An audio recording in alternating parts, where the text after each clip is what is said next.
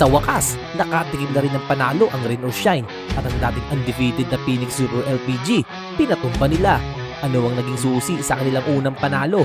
Sa isang matinding bakbakan sa Inari Center sa Antipolo, sa wakas ay naitala na ng Rain or Shine Elasto Painters ang kanilang unang panalo sa PBA season Governor's Cup matapos talunin ng Phoenix Super LPG sa 105-98. Matapos ang dalawang sunod na kabiguan, dumating na ang panahong hinihintay ng koponan ni Coach Yeng Yao.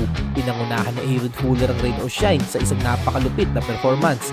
Nagtala siya ng 28 points at 16 rebounds at siya ang naging sandigan ng Elasto Painters sa magkabilang dulo ng court. Habang tila kontrolado na ng Rain or Shine ang laro, hindi pa sa sumuko ang Phoenix. Unti-unti nilang binawasan ng malaking lamang at nagpasabog ng 8-0 run para ilapit ang laban sa isang possession. Mukhang may dyan sa pagmaagaw ng Fury Masters ang panalo, pero sa pinakamahalagang sandali, lumabas ang pagiging kalmado ng Rain or Shine. Nagpasok muna si Andre Caracat ng isang free throw para maputol ang momentum ng Phoenix. Kasunod nito, dumating ang pinakamahalagang tira ng laro mula sa assist ni Adrian Nocum. Tumira sa Aaron Fuller na insurance basket na tuluyang nagselyo sa panalo ng Elasto Painters. Matapos ang buzzer, kitang-kita ang saya at ginhawa ni Coach Yeng Yao. Ayon sa kanya, medyo malapit na kaming maging desperado.